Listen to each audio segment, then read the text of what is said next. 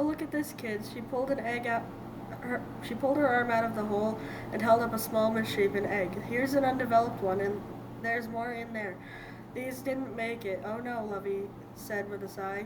Honey put her arm back into the nest and retrieved two more eggs. She put these in a separate pile. In another pile, she collected eggshells that were broken.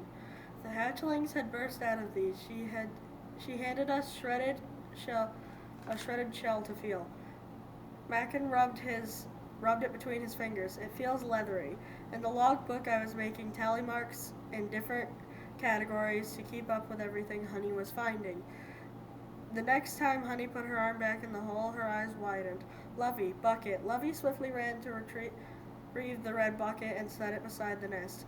We were all wide-eyed now. Honey turned to Mackin and said, "Look, looks like you didn't miss all of the action after all. Are you ready for your lucky day?" Mackin nodded expectantly. With care and precision, Honey pulled her arm out of the hole, and we found a hatchling. In her hand was a sand-covered baby loggerhead. Its flippers waved wildly, ready to race across the beach in the daylight. We could see the turtle more clearly than we could in the dark. It looked like a mini-me of a full-grown turtle, scoots and all. We leaned in for a closer look. "A baby turtle!" Lovey exclaimed. "Can I hold it?" Mackin asked. "Oh, no, sir. Only with permits, Ken. You know that." Honey lowered the tiny turtle into the red plastic bucket. "We don't find live hatchlings every time we do inventory. This is always a treat." She reached her arm back down into the loggerhead nest, and her eyebrows shot up high. "Another one! Why didn't they come out with the others?" asked Mackin. "They either got trapped in there or they hatched later than the rest of the group," she added this one to the bucket. "If we didn't find them, I don't know that they would have made it. And here's another one." Lovey squealed and clapped her hands at the sight of each hatchling. "I recorded 3 unhatched eggs and 76 eggshells. With 3 living hatchlings, that brings us to the total of 82, said Honey, the number of eggs we moved into this nest. After all this nest has been through, we can be very pleased with the result. Operation Coyote was a success, I said. That's kind of a stretch, Mackin said. I mean, we only caught a dog. Sure, but there were no coyotes, I replied. We all laughed. Inside the bucket,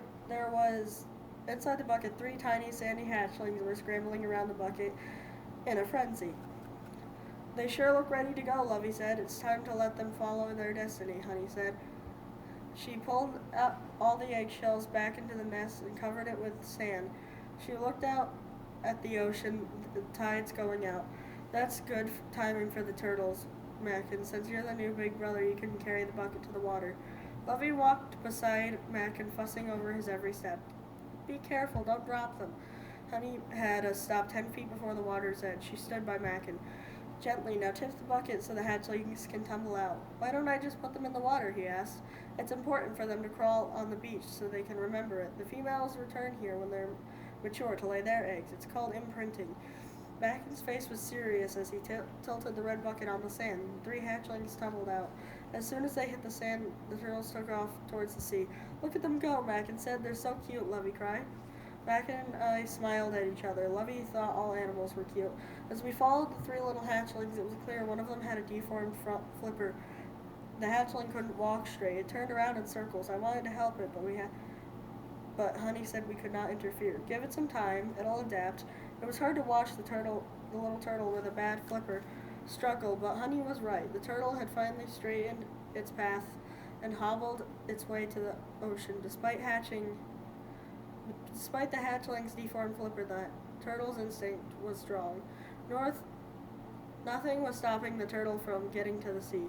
The first 2 turtles reached the sea. The minute they touched the salt water, they began swimming, pushing their flippers even harder than before. "That's the dive instinct," Honey said. "Over 100 million years ago, one minute they're comical, scrambling across the sand, the next they're swimming." I nudged Mackin in the ribs. "No lesson required." He laughed and shook his head. "Nope."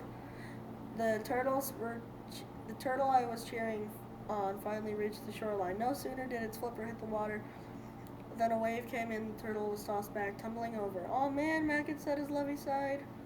Beside him, this poor little turtle isn't going to make it," Lovey said. You can do this, I told the turtle. I watched the hatchling get back up and try again. Its wonky flipper dug into the sand, pushing it forward.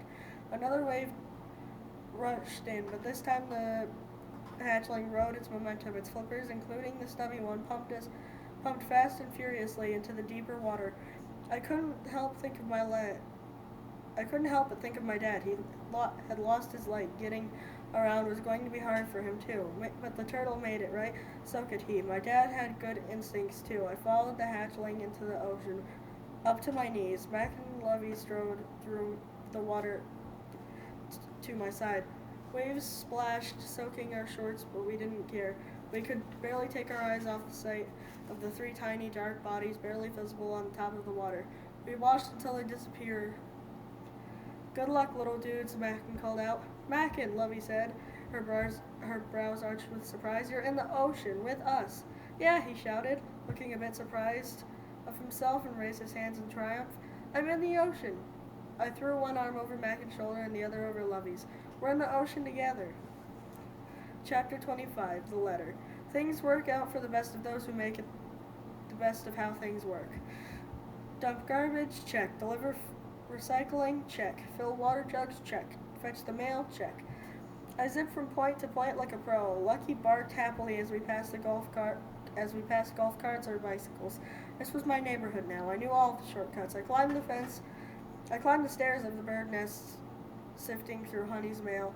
There was usual junk mail, weekly coupons, real estate flyer, credit card advertisement, and one white envelope that made me stop moving. It had my name on it. I stared at it in disbelief. The letter had Dad's handwriting on it. I ran up to the remaining stairs, Lucky at my side. I pushed open the door, tossed the other mail on the table, hurried up the sofa, and jumped on it. Lucky joined me, settling by my feet with a soft grunt. My heart was pounding. I stared at the envelope a minute, trying to take it in. This wasn't the journal, something my dad had written years ago. This was a letter, and the postmark date was only a few days old. I tore open the envelope and pulled out the folded sheet of white paper. Leaning over it, I began to read. Dear Jake, I wanted to write you a letter since you have written me so many letters this summer. I'm sorry I didn't get to write back. I was working hard to get better. I had to get used to living with a new leg. It hasn't been easy, but your mom's been a great help, and so have your letters. I'm learning a tough lesson. Things work out for the best of those who make the best of how things work out. I can't wait to see you. I hope to be coming home before long. Love, Dad. I read the letter over and over. Dad's coming home, I said to Lucky, and soon. I hooted out loud. Lucky cocked his head and lifted one floppy